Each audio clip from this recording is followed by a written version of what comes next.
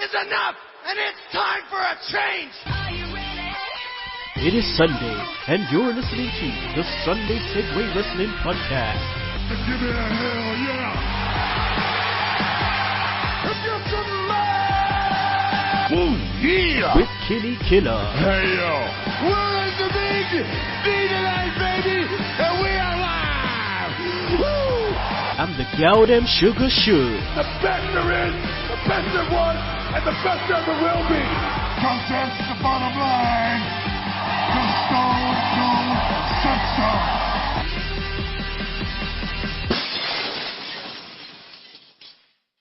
Oh, son of a bitch, if you just heard the glass shatter, that's right, it's the Sunday Segue Wrestling Podcast. It is Sunday, it's episode 106. And we're here right on TRN and the United Podcast Network, and I am the man of the hour, too sweet to be sour, the one man with no Instagram, Kinny Killa. Now, as usual, I should have Sugs on the show.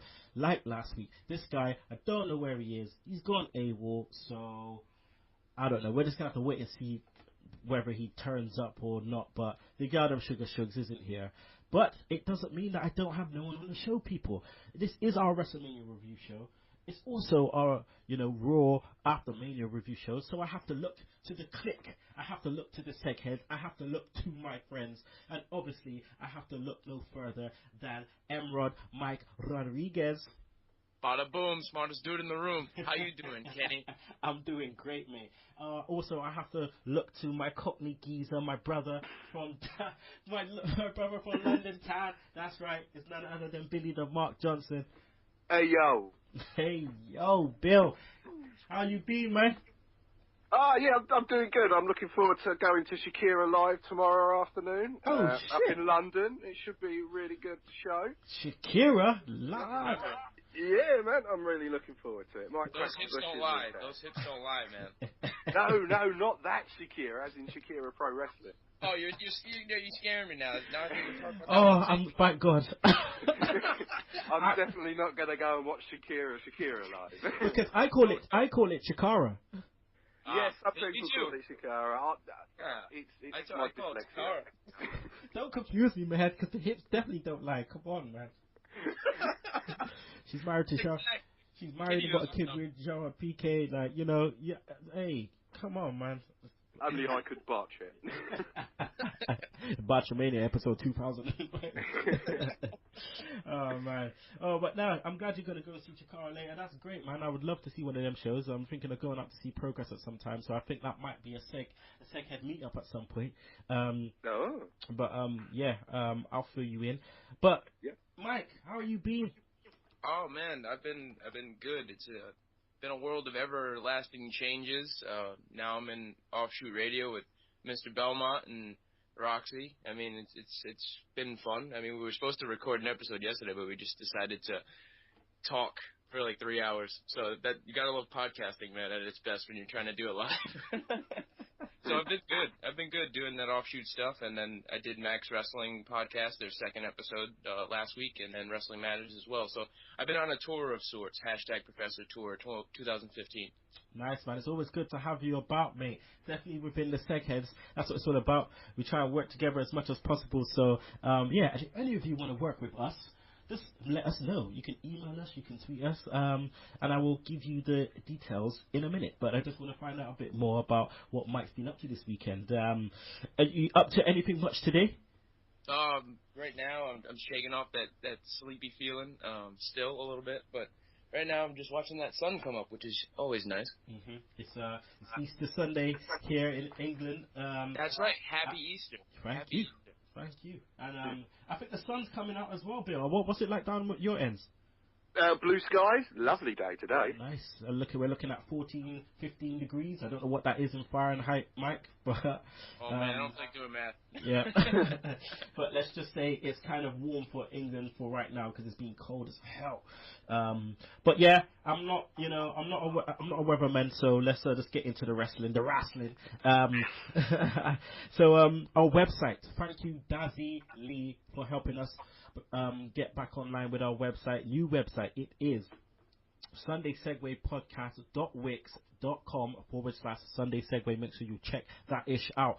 Also, you can follow us on Twitter. That's at Sunday Segway. Segway spelled SEGUE. Also, like us on Facebook. Please like us on Facebook. We've been trying to do as much as we can on our Facebook and try to be a bit more modern. So we've got like 100+ likes at the moment. So I know you tech heads are out there. We've got over 1,000 followers. So just tap on the like button on Facebook, please. Email us at sundaysegway@gmail.com. Also, subscribe to our YouTube channel, iTunes, one Podomatic, Stitcher, and don't forget to download that Double Twist player. Right, shout outs. I think I'm gonna give some shout outs right now. Again, if I can't fit you in, sorry about your damn luck, but I will fit you in next week. So, shout out to Wrestlemaniacs. That's at Mecha Maniacs. Don't worry, I will try and holler at you boys because I want you guys on the show. Also want to give a shout out to Ashley Massaro. That is, yes, former WWE diva Ashley Massaro. She has followed us on Twitter without me initiating it, which is a surprise. So we had to, holler at her. So I want to give you a shout out, Ashley. Also, Kira McKay Briggs, Pro Wrestling Links, Dark Star, Isaac Rojas, Jambrone Smith, that's at Whack Coffee, Hill Roman, that's at SR_Hill Roman, Persource Sports, and yeah, I think that's it. Wrestle Texas. There you go. Mike, any shout outs? Simply for Offshoot Radio with at JX2001, Mr. Belmont, and at that Roxy Girl for Roxy, and as well as my coworkers over at Quinn Media and Quinn Wrestles, which I periodically use for wrestling and tweets and whatnot. Okay, Bill, any shout outs? Just, I forget Twitter handles, so I'm just going to say to David Majors. David Majors, there you go. Right, I want to give a shout out to our partners in crime, Max Wrestling magazine. Make sure you check them out. New issue coming out tomorrow. maxwrestling.wix.com/Max Wrestling. The issue tomorrow is headlined by none other than professional poker player Johnny Ferrari, who we interviewed a couple of weeks ago. So make sure you check that ish out. As well as all the other issues, make sure you check out their website. Want to give a shout out also to our other partners in crime, Wrestling Video News, where you can find all your DVD releases for all wrestling promotions, and Open Turnbuckle and Open Turnbuckle Exposed. Chad and Courtney Broughton, TRN natives, there you go. And let's just kick straight into WrestleMania review, people. WrestleMania was a week ago. People may be saying, why are you so late with that? What's up with that? Well, we show our shows every Sunday, so you just got to bear with us. And our seg heads, you cannot wait to hear this ish. So, Mania. Let's go through the card. We'll barely step on the preview show matches. What the hell, Mike, was going on with the 4-way tag match? It went a little bit all over the place. Yeah, to say the least, it went all over the place. But that's been the formula for WWE Creative as of late, hasn't it? Being all over the place. Bill, it seemed like they were trying to do a bloody Young Bucks Time Splitters, fucking, New Japan fast-paced shit, but just did not work. It seemed like someone in WWE happened to watch Wrestle Kingdom that week and just thought, okay, that's a great idea. Let's throw that match on first. Man, there was a few good spots, man. There was a few good spots in there, but it just was a bit all over the place. But Cesaro and Tyson Kidd took it down as they should have. Then we get the Andre the Giant Memorial Battle Royal, which is always a tongue twister. People said it should have been on the main show, but they didn't have enough time, yada yada yada. But it was there. We all know it was tailor made for Mizdow now, didn't we, Mike? Yeah, this was honestly my biggest gripe with the show before it actually started. As soon as I saw Mizdow lose, I was just like, you're going to have the big show.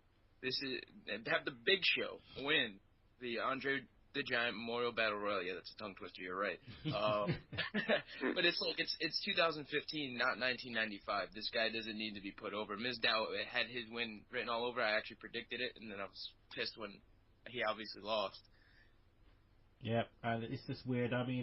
Bill, they could have had, they had Hideo in there. He won the Battle Royal, Access. They had Hideo in there. Mm-hmm. Just imagine this, okay? The Memorial Battle Royal is meant to mean something, I suppose, to someone. It's meant to be put on, used for someone to kind of gain a rub from it. Why not have Hideo in there, fucking GTS someone, dash them out and win? Could you imagine the crowd? The crowd would have obviously ate it up.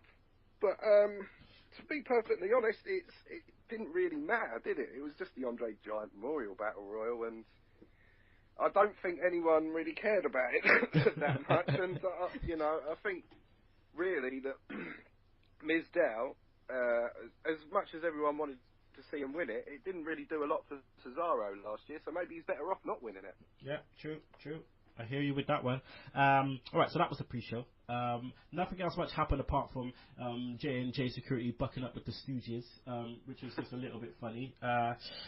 But other than that, we go straight onto the show. We started off with the IC title, the IC title ladder match, which we had R-Truth, Dolph Ziggler, Daniel Bryan, Wade Barrett, Stardust, Luke Harper, all in there. Now the match itself, Bill, I thought it was a good match.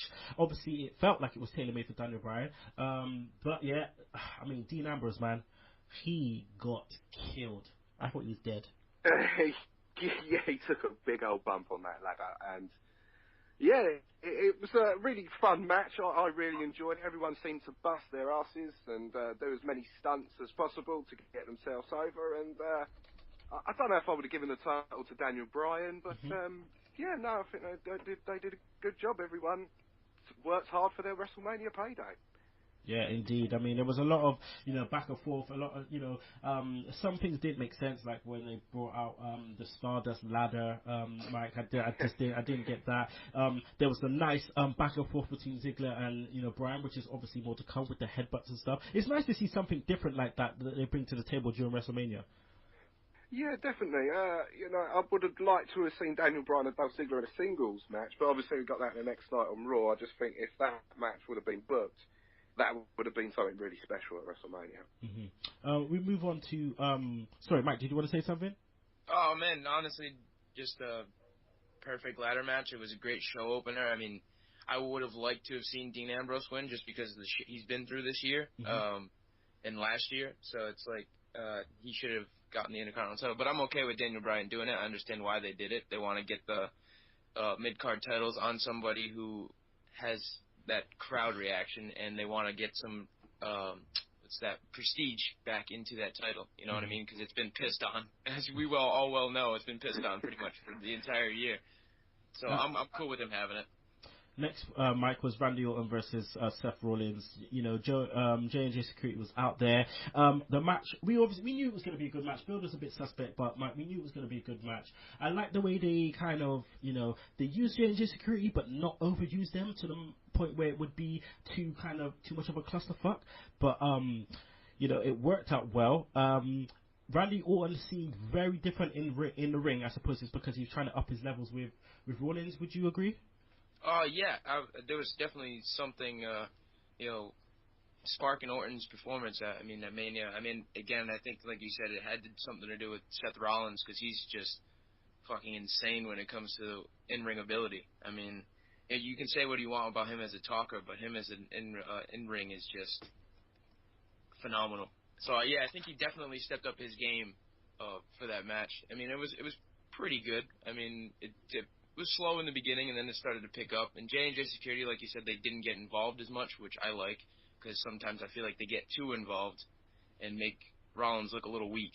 It seems like he's relying on them. But they didn't get involved too much, which was good. And that RKO, though, that really was out of nowhere. I mean, right, ability alone. Who do you think was the agent on that match to come up with that finish? Because that finish right there, only a couple people could do that ish, and for a fact Rollins is one of them, to get that much height and take an RKO like that so flush, because Randy Orton's just going to execute that to a T. So, oh man, I was marking out. I mean, I didn't watch Mania live, but I did watch it at work. No, don't worry, no one's listening.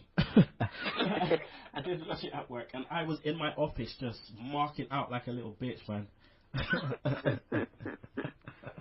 Oh man, but that finish was nice.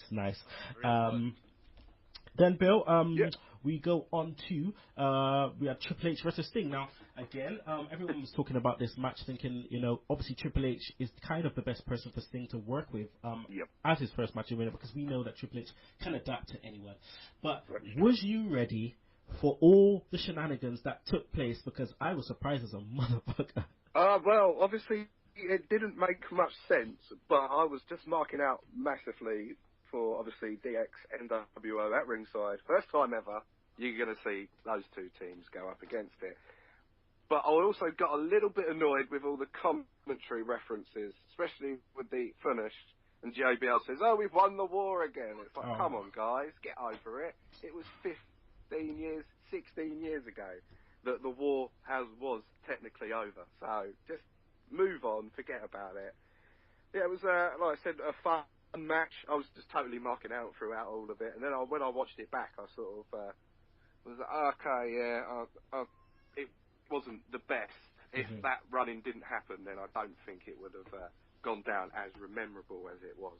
I mean, the way it was laid out was laid out for massive pops. I mean, you had Sting going in there. He bust a drop kick, Mike, in like 5 seconds. I was like, wait, Sting's doing a drop kick? Like, hey, man, hold on.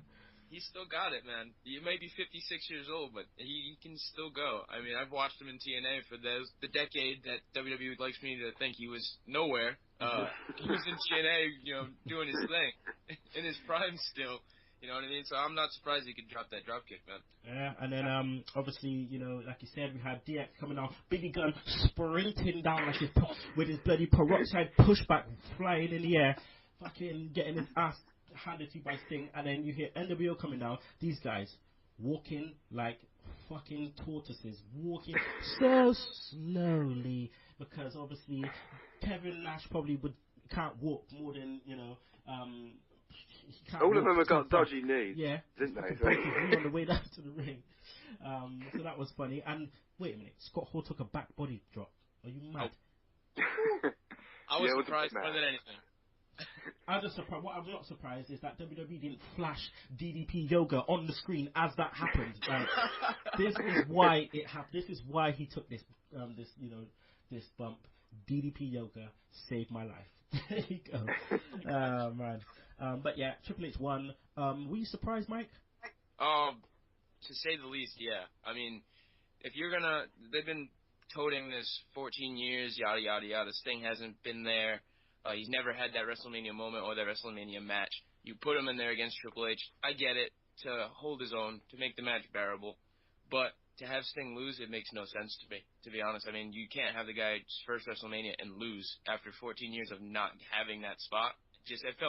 I felt kind of cheated, and I felt like he got cheated out of a win. Triple H didn't need it. Sting just could have gotten it and retired, and that was it. But no, they gave him the loss instead. I don't understand it.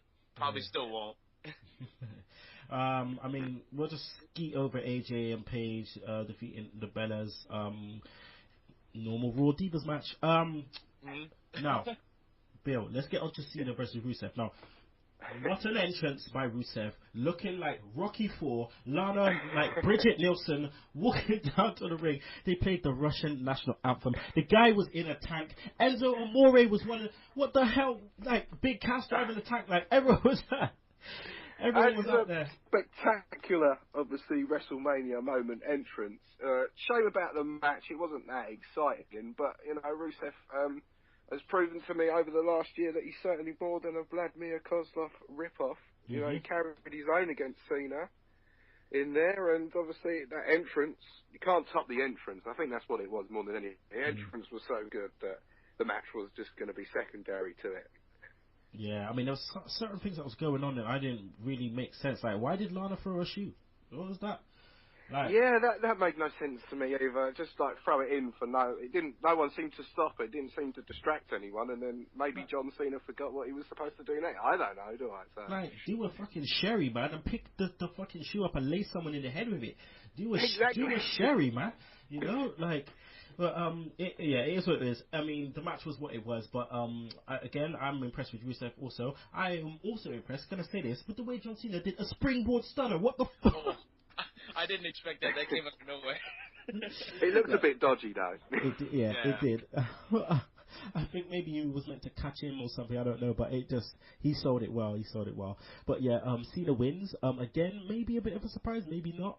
I thought with the way that they're maybe trying to work with Rusev, that, he could be a bit of a heel monster, but I suppose they're going to continue to do that. But Cena is the United States champion. Now we have Daniel Bryan, and Cena now having the secondary titles. But we'll talk more about that in Raw.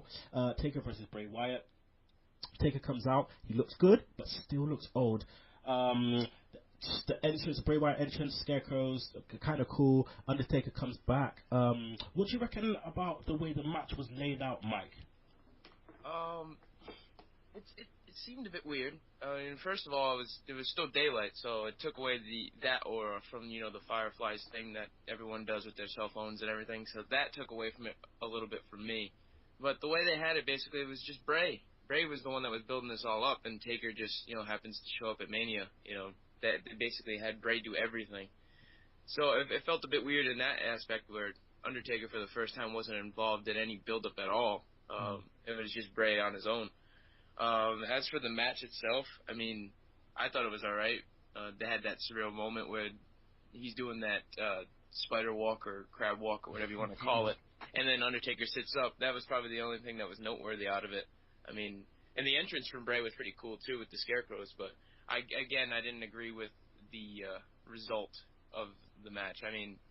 Bray for the second WrestleMania in a row basically gets built up all the way to Mania and then put back down to earth again. At first it was the Wall, aka John Cena, and now it's Undertaker, 50 years old. I don't get it. This is going to be a theme for everything for this Mania show, is where it's going to be suspect winners for me. What was your take, Bill? Because obviously, like we were just saying, like Bray Wyatt, I think he may have needed the rub because you could have gone along with the story for WrestleMania 32 with Taker on an actual losing streak, and us wondering whether he can actually win. Yeah, it was John Pollock that originally sold me on the idea of John Cena, Undertaker going in to his last WrestleMania next year on a losing streak. I thought, well, that'll save it after they fucked it all up last year. Sorry, mind my language. But yeah, it was a good match, and it just had the wrong finish in my opinion. I don't think Taker needed the win. No.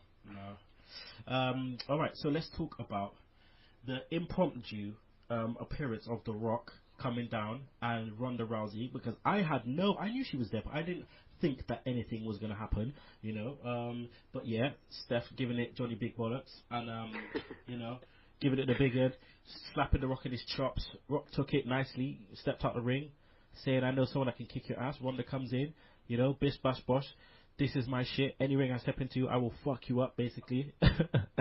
And Triple H took a hip toss, nice, and she took an underhook arm bar thing, which I thought was decent. And what was your thoughts, Bill, when you saw this hit go down? I really enjoyed it. I really thought Stephanie was absolutely flipping amazing here, to be perfectly honest. She really made me want to see her get her ass kicked, and when Ronda Rousey finally did kick her ass, I got to admit again, I marked out. Yeah, man. Ronda Rousey definitely surprised me, man. What about you, Mike? What was your take on the whole situation? Oh, the segment as itself, man, was fucking gold. I did not expect The Rock to be there at all. Like, legit, when the music hit, I was like, holy shit, it's The Rock. What the hell is he doing in California or whatnot? But it's just like, thought it was surreal to see them facing off again, first The Rock and Triple H. It felt like 99 again. But Stephanie handled herself really well. She's always been pretty much a good talker. I'll give her credit. Being Vince's daughter, to get that level of mic skills is incredible. But having Ronda come out, man, I saw her at ringside when the show started. I didn't think she was going to do anything because, I figured they were going to put the Battle Royal. This was before it even started. I thought they were going to put the Battle Royal on the show. So I didn't think she was going to do anything. But lo and behold, The Rock has her come out. I was hoping she would throw a few punches, maybe get that armbar in on Steph. But it was nice. The only gripe I have with it was that takedown on Triple H. It's like, yeah, that's the guy that beat Sting right there. Yeah, that guy who just got taken down by Ronda Rousey. Yeah, that guy beat Sting. That's the way I looked at it the entire time. No, I feel you on that. It's all about making sense of the whole situation, and geez, man, yeah, something WWE failed to do sometimes. Right, then we had the main event of the evening. Lord of mercy.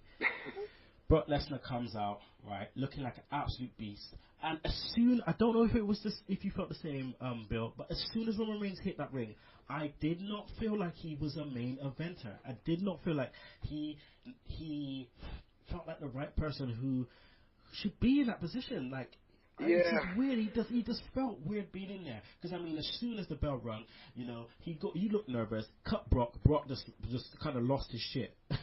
Yeah, well, ever since he's come back, they really haven't booked him very well, have they? They've got him more under than over, to be perfectly honest. He didn't feel like a WrestleMania main eventer at all, but obviously then he put in the performance, and I think he's won a lot of people over with what he actually went out and achieved, because, to be perfectly honest, he got his ass kicked for a good 20 minutes, didn't he? Well, I mean, that was stiff. It was stiff. Very stiff. I mean, the way I see it, is that they are continuing to book Brock so nicely as a beast. As a beast, yet he's still human, so he's still taking licks and he still can be beaten. I like the way that they're doing that. The way they booked the match, Mike, it was the way they laid it out was so nice. Let this guy take a beating. Let this guy take a beating. Then, there's a glimmer of hope. There's a glimmer of hope. Just before you believe there's a glimmer of hope, F5, you're both fucked. Then look what happens. Now, did you slightly wee yourself when you saw Seth Rollins running down? No, thankfully I'm not at that age yet where I can't control my bodily functions. But man, to be honest, I expected Seth to cash in. I called it before the show. I think everybody pretty much did, because he's had that briefcase for seems like ages. But when he came running down, I legit was like, I did mark out. I was like, holy shit, oh my god, it's fucking Seth Rollins is coming with the briefcase. Finally. It's like, all right, cool. And then he comes in and turns into a triple threat match, which I thought was nice. Because, again, we never had a cash in at Mania. This is the first time, and you don't know what to expect. And Rollins just comes in, curb stomped to Brock, which was badass, and then curb stomped to Roman, and then just boom, new WWE World Heavyweight Champion. And it's Seth Rollins, and it belongs in that guy's hands, man. He deserves it after the year he's had. And it's believable. Because of the year he's had. He's deserved it. And the way he ran away as well, I loved it. Absolutely loved it. It's like, I'm going to run away. I'm not only going to steal your interview on fucking USA Today, I'm going to steal your pyro too. Yeah. See, the cocky, dirty heel, man. That's what we miss all these years, and he's exactly that. Classic heel. Alright guys, I want to get a pay-per-view rating from you guys. Mike? Oh man, jeez. I gotta go 5. I'm gonna go 5 just for overall. 5 out of 10? Yeah. Okay, alright. Bill? I'm gonna be a little bit nicer because I think, some of the finishes earlier on in the show didn't make sense, like Seth Rollins losing to Randy Orton, but it made sense at the end of the night. And I think they kept both Roman and Brock looking strong. So I'm gonna say a 7 out of 10. Okay, like it. 7 out of 10. All right. Mike, what was your highlight of the night? My highlight of the night, let me see here. It had to be the cash-in. I mean, it had to be that cash-in, because even though I called it before the show, still seeing it actually happen was nice, because it's something that you didn't think WWE was going to do yet. But they gave it to him. That was my highlight. Okay. Bill, what was your highlight? Let's just say NWO and DX. If not, then it would have been that backstage vignette with Daniel Bryan and all the Hall of Famers doing the yes. And Flair chopping Steamboat. Oh, that was amazing, the chop. Yeah, the Steamboat's sort of like, what are you doing, Rick? Oh, man. Alright, Bill, what was your disappointment of the night? All the burials of WCW. I didn't agree with that at all. Okay, Mike? This one's a triple, man. It's Bray losing, Sting losing, and Rusev losing. Oh, and actually, no, it's a quadruple. And Big Show winning the Battle Royal. Yeah. That's all that was just, All right. Smashing, to say the least. So, let's see if you guys can come together and give me one pay-per-view MVP. Who's your shout, Mike? Oh, my pay-per-view MVP. I mean, it has to be Seth Rollins. Has to be. I mean, the guy worked earlier in the night, took the loss, and then came back strong.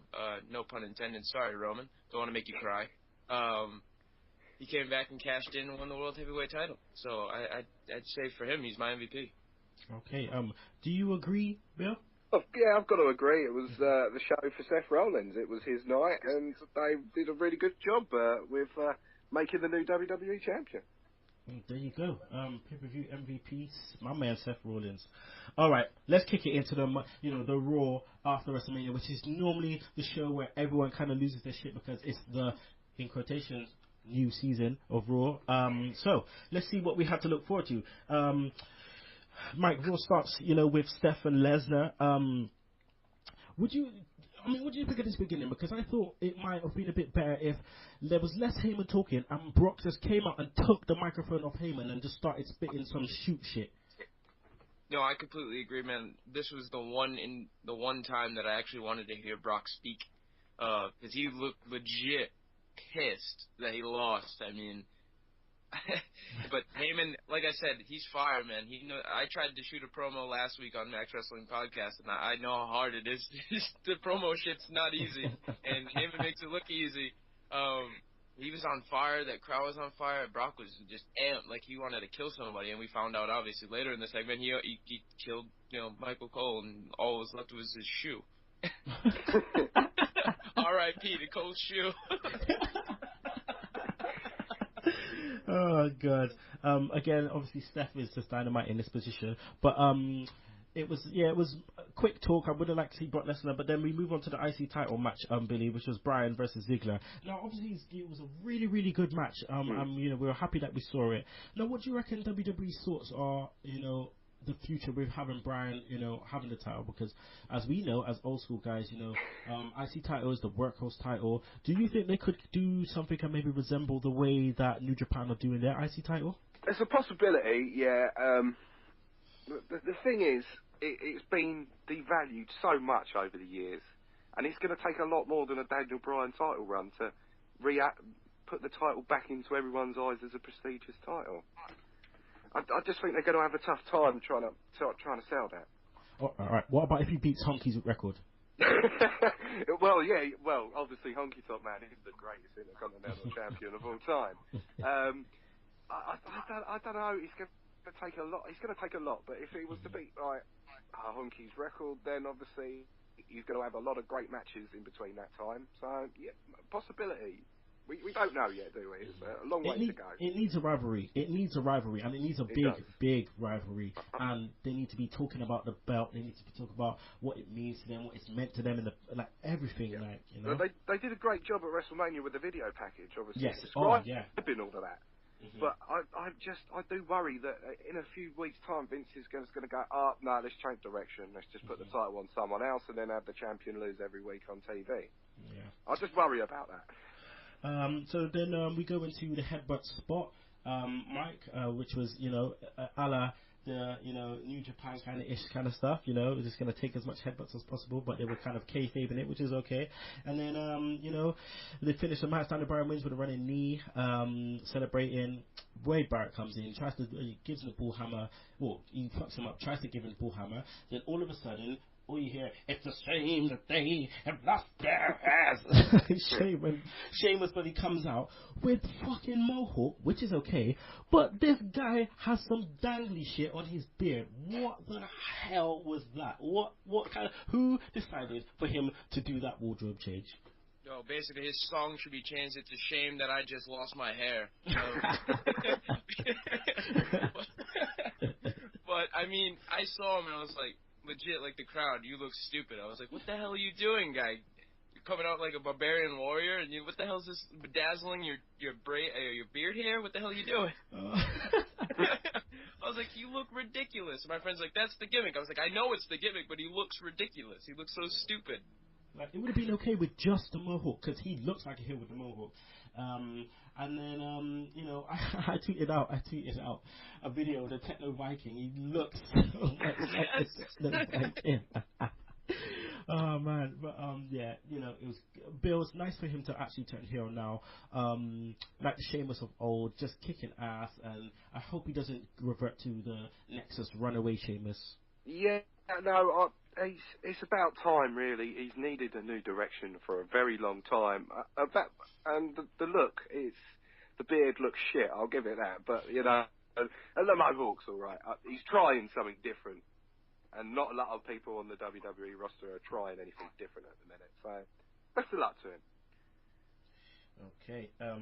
Right, so we are meant to have another guest on the show. His name is Sherron Watson. It would be his debut. But, you know, as what tends to happen sometimes, you know, the alarm doesn't go off, which is cool because I always appreciate all my American seg heads that come on the show really early. So I'm going to say to him, he can still jump in. So at some moment you may hear Sherron. It'll be nice to get him on. So yeah, we'll just wait and see what happens there. But as we do, we're just going to carry on. So let's talk about the tag match. Ascension, Cesaro and Kid versus New Day. And then it was the debut of the Lucha Dragons. Now, when they said that, I was waiting to see what the crowd was going to say, Bill, right? I was waiting to see whether they were going to pop or whether they were going to be like, oh, you know, let's just shout for Kalisto or whatever. But the Lucha Dragons got a massive pop. The crowd went nuts with the Lucha chants. We got all the hardcores, obviously, in attendance for this show because most of them that do attend WrestleMania, obviously, just attend Raw the following night. So it's not like they wouldn't have known who they were. And, you know, best of luck to Kalisto. He certainly deserves it. I think he's primed to take Ray's spot. Yeah. Kalisto. Oh, man. Kalisto. I tell you what, right? This guy, when I first saw this guy come into NXT, there was all this stuff, you know, going about him on, you know, Dragon Gate USA and how amazing this guy was, and, you know, and then they said he was smaller than Ray, and I was like, fuck, he's smaller than Ray. I wonder if he's gonna, you know, he's gonna make it okay. Comes into NXT, massive raving reports, you know, about this guy, and then, then he's just like, fuck, I just love this guy. I love this guy, and he can be a direct replacement for Ray. He did all of his spots. The crowd lost their shit every time he did anything. They were nice to Cesaro, they were nice to Sin Cara as well, Mike. Yeah, I mean, honestly, I've seen a little bit of them in NXT as a tag team. I love them as a tag team. I've been waiting in the wings for them to come up finally, and they finally did, and I was surprised as you that they got the pop, but I shouldn't have been. It's all hardcore fans, you know, coming over from WrestleMania and whatnot. That's usually what the Raw after WrestleMania is. Mm-hmm. But, I mean, if you talk about stealing the show, man, they came in there like guns a-blazing, just on fire. Springboard moves, everything, and Kalisto was just amazing. I was just super happy that they put him over good. The crowd reacted well. I mean, they deserve it, to be honest. And Sin Cara, you know, this is Hunico we're talking about, getting a second chance coming back on the roster. You know, I think he found new life with Kalisto. And honestly, they should be, you know, contenders for those tag titles pretty soon. Yeah, the chat should get over. They should sell tons of merch with with the kids. They'll be all right, man. I think they'll be all right. All right, so we had that. I thought the match was really good. I felt it was tailor-made for the Lucha Dragons. Well, I thought it was tailor-made for Kalisto alone. But we get the New Day. Oh my God! You know what? They are brave to still go along with that once that will happen at Mania, and they still did it. Obviously, it's their gimmick, so they're gonna do it, Bill. But man, it just reminds me of Kurt Angle so much. I feel kind of sorry for the New Day. You know, I know they suck, and the gimmick is absolutely pants. But you know, they're working with this wrestle crappy gimmick, and they're just trying to make it stick. And it's a shame because they're not ever going to get over with this gimmick. Yeah, I know. It's just basically, it's just them, you know, with a different name, doing the same old shit. Exactly, and doing a couple of clap and dance, and it's not getting over, not in today's day and age. It might have in the 90s, but not today. Yeah, not at all. All right, I'm going to call it audible now, guys, and we're going to go on a bit of a break. But we will be back. Talking more about Raw. We'll be back with Raw feedback. Sugs Stunners, RIP Smackdown in 60 seconds, talking about AJ's retirement and bye CJ Parker, and also track of the week. So don't you miss it. So you want to do a podcast? Yeah, that's fun. What do you want it to be about? Okay. Flowers? Bumblebees? A wrestling podcast. Right here, baby, on the mothership Saturday night. American Dream, just the rule. Where's Tommy? Tommy, baby. You know, Tommy. Tommy who, man? Tommy Rich Wi-Fi, baby. No, not that one. This is on. You're a millennial. You don't know what you're talking about. I didn't know Vince was here. Oh, man. Yeah, for the turkey. Oh, man, this thing has gone off the rails. It was gone off the rails big time. This isn't the podcast, man. This is just a meeting about having a podcast. The Dark Match Wrestling Podcast is available on StuffDudesLike.com, iTunes, Stitcher, and anywhere you can download your podcast.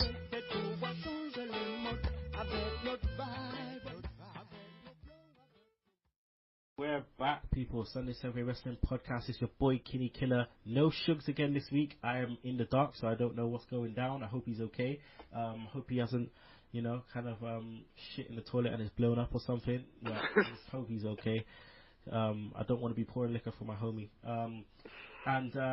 We're obviously here with Billy the Mark Johnson and Emrod Mike Rodrigues.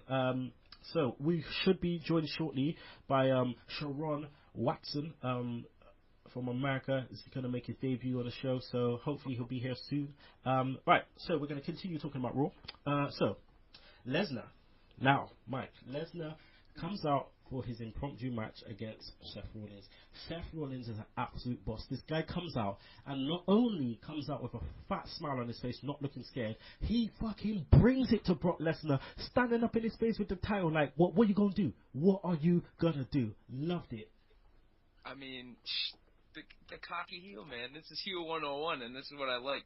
I hate how WWE used to book heels, well, at least the last 3 years, where they'd be, scared shitless of everything. If a leaf fell, they would run away. You know what I mean? Like, you talked about Sheamus earlier with Nexus, just running away from Nexus.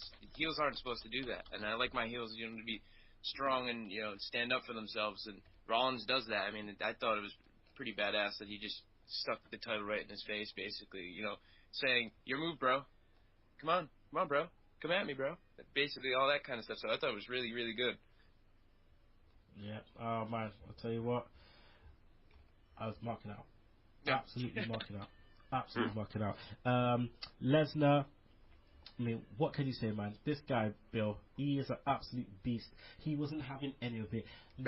What heel moves by Lesnar, saying, sorry, by Rollins saying, yep. You know what? Just not today. Not today. It's not going to happen today. That's what he's saying.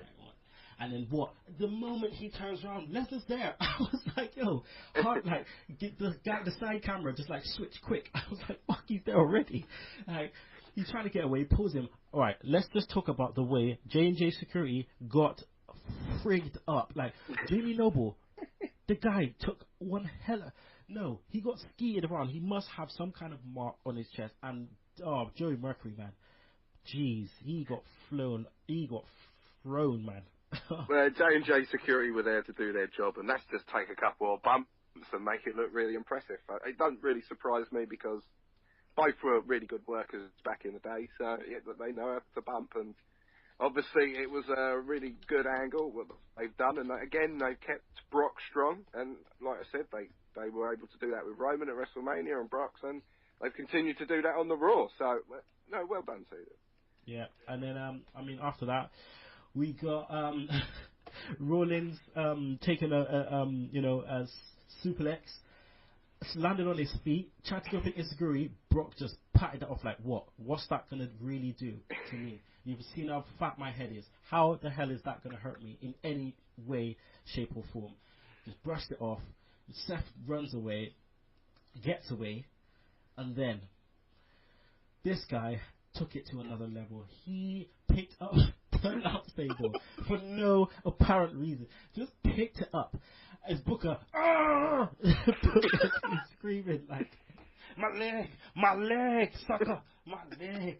The thing is, right, JBL took it as well, but it was the way the camera zoomed in on Booker and he looked dead. Dude, your leg was taken. No way was your body taken. Like, your leg was fucked. Like, that was it. The guy looked like he was unconscious before the spinning just landed on his leg. And then he took Michael Cole right? He proceeded to take Michael Cole by the scruff of his neck, throw him into the ring, picked him up, getting ready for the biggest F5. I felt sad for this guy. He took this so hard, his shoe fell off. His shoe fell off, Bill. Oh, yes. Poor old Michael Cole. I just hope they don't have him back on television now. All right, wait there. Sorry, yeah. Wait there. Shugs? Yo. Shugs? We found him. Oh my God, Shugs. Tell the people where the fuck you been, homie. I've been having one of those, I think you call them domestics. Oh shit. You know what? Say no more. Yeah. Say no more. We know what that means. Say no more. Fucking the bro kick alarm's been pressed. Exactly. We don't need to say anything else. We'll just continue on with the show.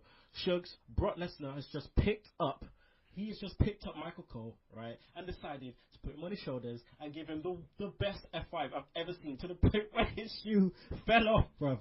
You must have been marking out so much. The first thing I thought was like Michael Cole's lost weight. Because I think we were saying this the other week, because when he fought WrestleMania against JR, he'd like put on a few pounds, but it made it easier for Brock to get him up on his shoulders, and then it made him easier for him to throw him about fucking 10 foot up in the air. And that loafer had no chance, just bust off his foot. Hashtag save the loafer. Oh my God. That was bad, man. And then obviously, he decided to pick up a cameraman. Now this guy, obviously, indie guy, 1,510, just a random dude, San Jose native, just picked him up, gave him an F5. Steph comes out. Again, berating Brock, saying whatever shit he's going to say, and he continues to F5 again.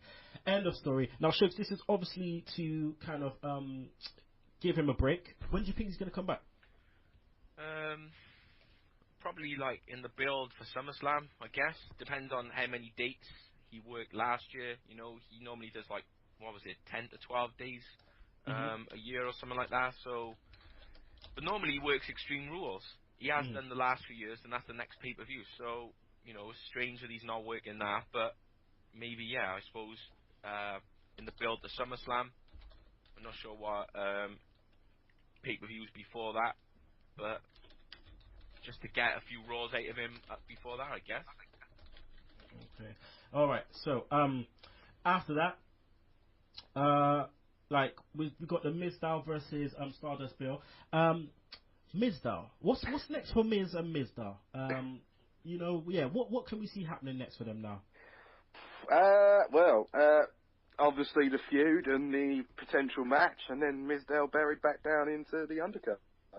Yeah, because that's what we see is going to happen. There's no way or shape or form that we see anything around that, because ultimately his gimmick is he's copying the Miz.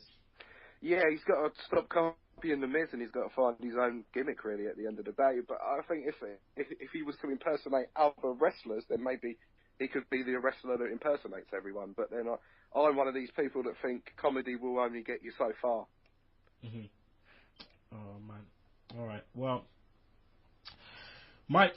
At this moment, they had a little bit of promos about WrestleMania and so on and so on and so on, and then we had the debut of one Adrian Neville. Curtis Axel comes out, starts talking about Axel. What he's talking about? Extreme Rules. He talking about Extreme Rules, and he could obviously do this because Bill, I know you heard it on I can't remember which one it was, but they were saying Pollock and Way were saying fucking payback. So. You gotta love payback, so. But Adrian Neville comes out. Listen, when the crowd heard the music, they lost their shit because they knew what was about to happen, and he comes out. Now, the cape. Good, bad? You know what, man? I just thank the grace of God that he's not Mighty Mouse right now. Okay? That's the only thing that I was just like, alright, you took his first name away, you kept Neville, and you gave him a cape. Okay, that's the worst that you're gonna do? Fine. Just as long as he didn't come out as Mighty Mouse, as they've been talking they wanted him to. So, I was not surprised about the pop. I've been waiting for Neville, it seems like we've been waiting the entire year for the guy, to be called up. They've been talking about him for a year at least. and he finally comes up. So that pop was expected. It's again, like I said, it's WrestleMania crowd mixed in with regular crowd and whatnot. So they're gonna pop for the NXT guys because most of them watch NXT. So he came out with, I was just waiting for that red arrow. I was waiting for it. I was like, I want to see it. I want to see it. And then he hits that red arrow on Curtis Axel, and then boom. So another successful NXT debut for me. I mean, I got everything I wanted out of that. I could have done it without the cape, but it's the worst. If that's the worst they're gonna do, that's fine with me.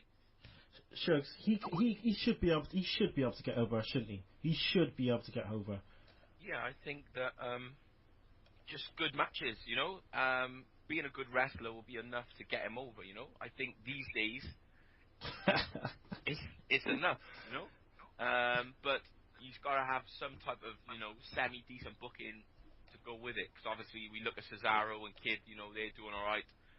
Tyson Kidd's come up, he's a really good worker, and he's got a bit of limelight, but I suppose Total Diva's happening with that. Neville's just got to get over just on his ability, because he gets on the mic, then it's going to be a big fucking shitstorm starting up then when he's like, "How are you, man?" All right. Lesnar in the main event, like. All right, so right about now, people, better late than never. He's about to enter the fray. Let me introduce to you Sherron Watson. What you say, Sherron? Hey, how you guys doing? All good, all good. Thanks for coming on the show. I know it's a little bit late. Alarm problems, but it's all good because I appreciate all our American seg heads. So what we're going to do is we're just talking about Raw at the moment. We're just talking about Adrian Neville's debut. Can I ask you to step away from the mic a little bit because you're a little bit too close? But we're just talking about Adrian Neville. What do you think about Adrian Neville's name change? It's just Neville now. Well, me personally, I wish they would have just kept, his full name. I kind of liked it, but I was excited to see him on Raw. It's always nice to see, new talent, and he is, without question, one of the most exciting, young talent WWE has. So I'm interested to see what he has to offer. Okay. All right. Let's just talk about Byron Saxton because obviously half the announced team, most of the announced team left. Shugs, were you surprised how they left this guy by himself? It's one of those things. It's like we never know how late in the day he knew he was just gonna get put on national TV, live TV. You might get his like run sheet and he knows he's doing a few interviews or he knows he's doing this, but the man's just dropped. It looked like they just said, "You're on Raw now. You're the announcer. You gotta go out there on your own and do everything." Because he looked like he was so scared. He just looked shook. So shook. He didn't know what the fuck was going on. He's like deer in the headlights looked like. Yeah, he looked like that guy, the WrestleMania guy with the Undertaker. He was talking quiet as well, man. It was like...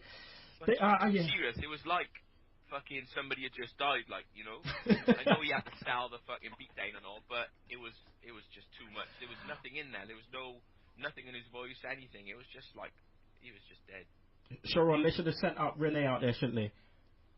Yeah, I think she probably would have did a lot better. I mean, just like you said, he seemed a little nervous, or he didn't know what was going on. But I was kind of wondering why he was the only guy out there. But I guess it was a good thing that they brought King out there because obviously he has more experience.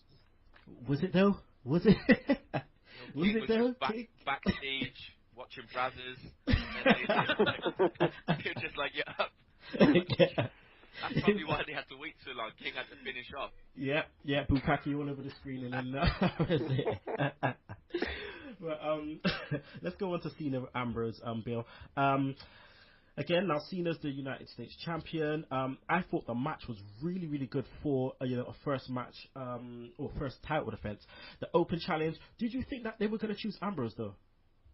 Well, he seems to be the guy that they decide is going to lose all the time. So, no, I suppose so. Yeah. No, it's a bit of a tough one. Like I said, he loses all the time, so might as well have him put someone over.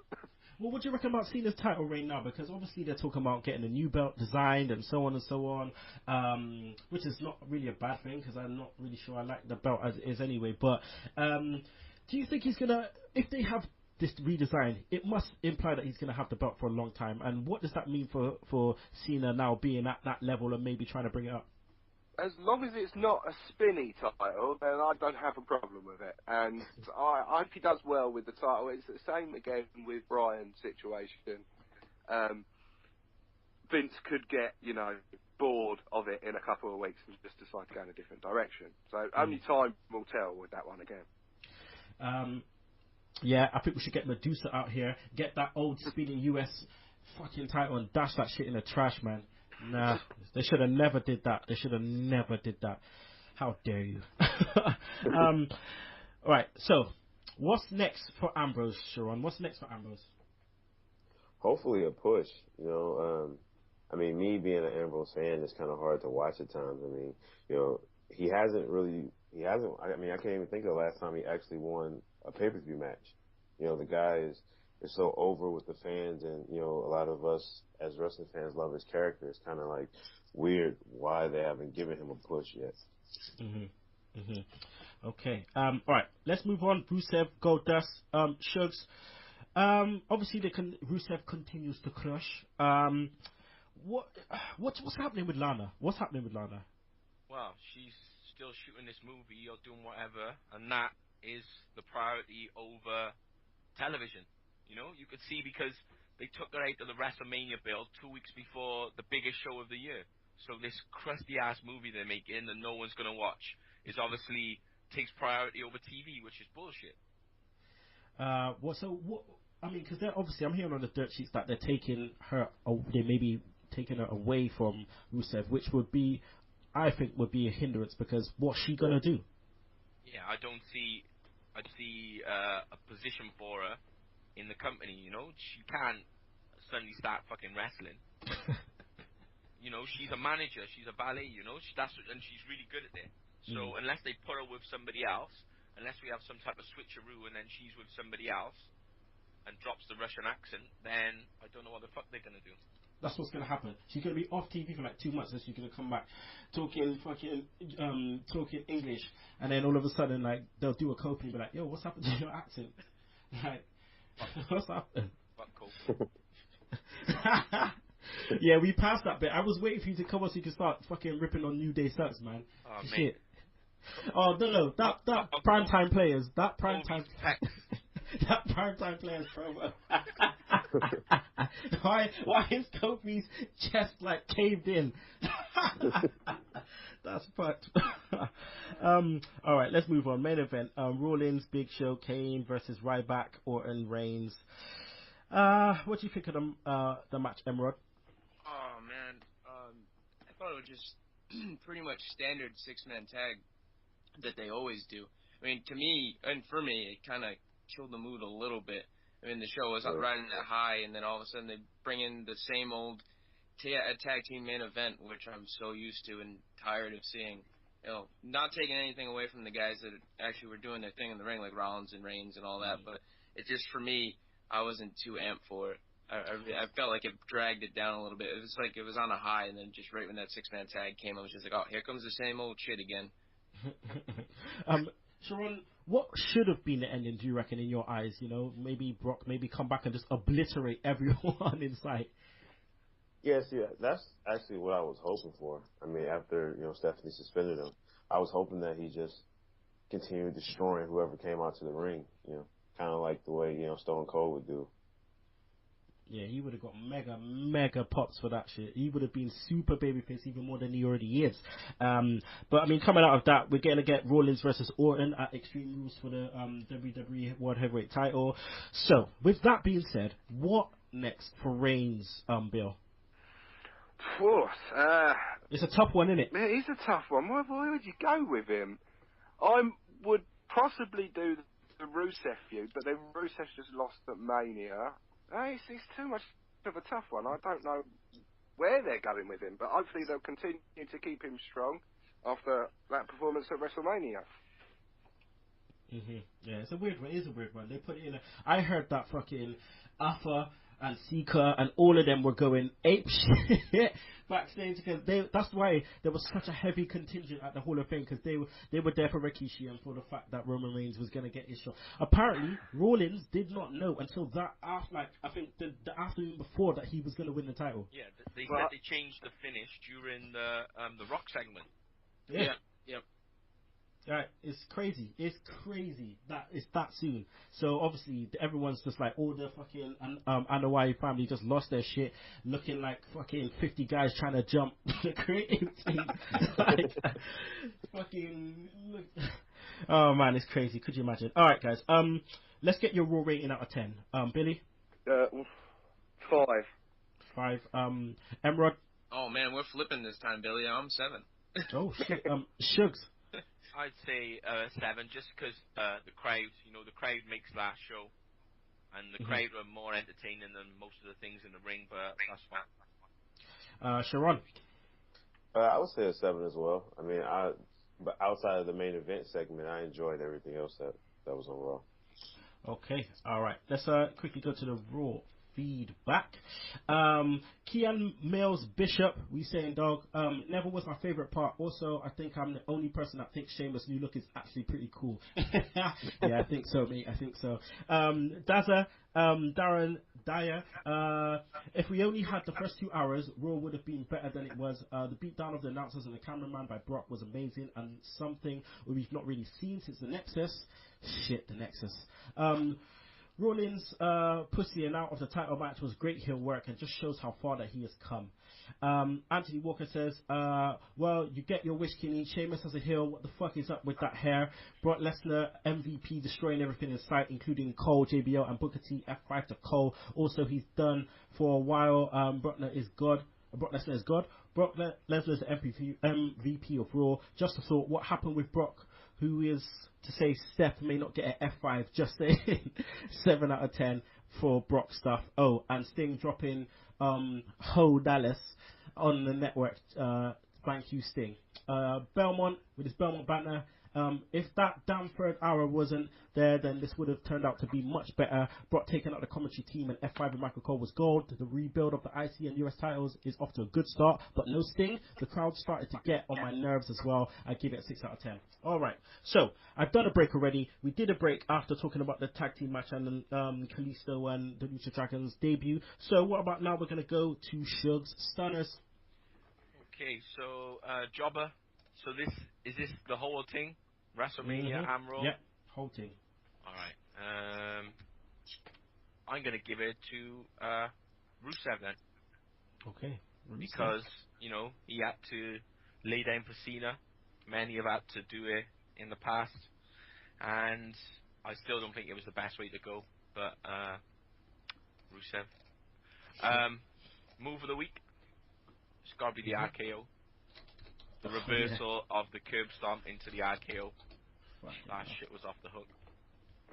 And rest of the week, it's gotta be the architect, Seth Rollins. Got to be Seth Rollins. My man Seth Rollins takes that shit down. Alright. So, right by now we're going to go to our RIP Smackdown in 60 seconds. Quickly, we're going to talk about AJ retiring. Shugs, your girl. She gone, dog. She gone. Well, she's probably got a bun in the oven, or she's ready to start baking. So, do your thing. She came, burned brightly, and now she's gone. She gone. You have to take that poster down now, dog. Exactly. That's got to go. But yeah, man, she gone. It's a shame. Sherron, what's your take on her going? And what effect could it have on the Divas division and who they may bring up? As far as bringing up, hopefully it's either Sasha or Charlotte. But, to talk about AJ's legacy, I mean, she was a trailblazer during her time period, in the WWE. A great wrestler, just a great talent. So she'll definitely be missed. I mean, can you guys remember? She used to be the Raw GM. Yeah. Right. Like, you forget that shit. Like, she used to be the Raw GM before she went all cray-cray. But, yeah, man, shit. AJ, now you're going to go and probably end maybe you got a bun in the oven, or I'm hearing she maybe even go into the UFC and end up getting an ass kicked by Ronda Rousey. But, I digress. Emrod, bye-bye CJ Parker. What the hell? Oh, man. Yo, honestly, CJ Parker was probably one of my favorite, jobbers, if you want to call him, because he was probably the jobber of NXT. I mean, the guy was still a heck of a talent, and he put over guys gracefully. And he is the guy who broke Kevin Steen's nose, so we'll keep that. That'll be his long-lasting legacy for NXT. He broke Kevin Steen's nose. But I'm going to miss him. It seems like the roster's definitely going to miss him because I've seen tons of tweets at him.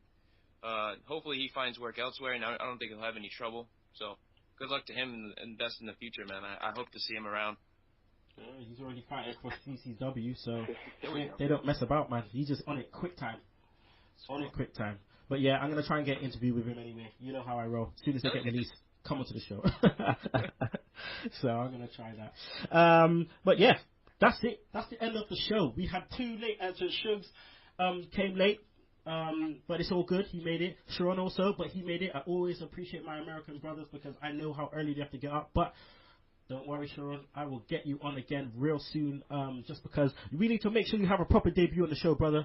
Let the people know where they can find you because your article that you wrote recently was really, really good. So let the people know where they can find you and your article. Okay, you can find my article at Sherron Watson Wrestling Report blog.worldpress.com or on WWERumblingRumors.com. I also write articles for Fanside DDT, Pro Wrestling Informant, and Steel Chair Magazine. Okay, and where can they find you on the Twitter? You can find me on Twitter at S_WATSON1982. Okay.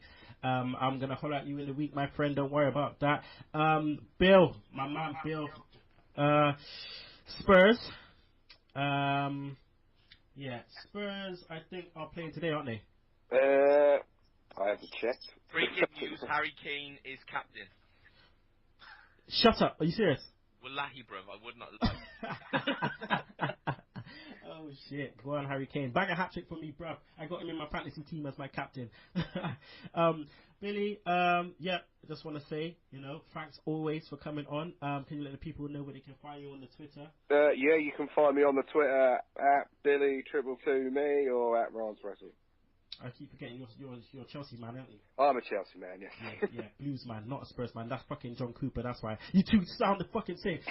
The thing is, I was actually planned for both of you to come on the show today, but John had to kind of do something, so he'll probably be on next week. But yeah, it is what it is. I will get you on the same show to have the same voices, buddy, talking exactly the same, goddammit. Emrod, always have to thank you coming on super early, man. Let the people know where they can find you on the Twitter, offshoot and all that. Hey, man, it's always a pleasure. But you can find me at Mr. President 92, at times at Quinn Wrestles, and obviously at Offshoot Radio with my pals at JX2001 and at That Roxy Girl. All right. And obviously, I cannot do this without the Gallon Shugs. We missed you. Glad that you're back. Glad that you're okay. No bruises or nothing, so it's all good. I came in better than Daniel Bryan, I think. Oh shit! There you go. All right. So, Billy's got some information for you about a certain favorite wrestler of yours coming to London. Bill? Ah, yes. Shinsuke Nakamura and Tomohiro Ishii will be wrestling for Rev Pro and Bethnal Hall Green on June the 16th. Oh shit, man! Tickets are going very fast, Shugs. They only got the £15 ones left, and I got that 2 weeks ago. So I would check out the Rev Pro website as quickly as possible if you want to get in there for that show. Yeah, man, I know it's going to be a good one. Listen, seeing that entrance live, don't even get me started. Oh man, but all right. So track of the week is Lucha Dragons. Has to be debut Kalisto and them, man. So I'm gonna have to do Lucha Dragons as the track of the week. Next week, me and Shugs were off to Raw live show in Cardiff. We don't know who's gonna be on the show. Let's just hope it's not the John Cena headline show because I don't really want to see Big Show. But it is what it is. It's gonna be a wavy sesh. Don't worry, you will see some video footage of me and Shugs getting wavy. Maybe him making me tap out to the FTF. You never know. You might even see me curb stomp Shugs on top of a on top of the table. You never know. But we will be there next week also. Next Saturday, return of the Retro Roundtable, episode 9, I believe. Survivor Series 1992, Shawn Michaels versus Bret Hart title against title. And if you don't like that, you can choke on that slap nuts. Woo! Lucha, lucha, lucha, lucha, lucha, lucha.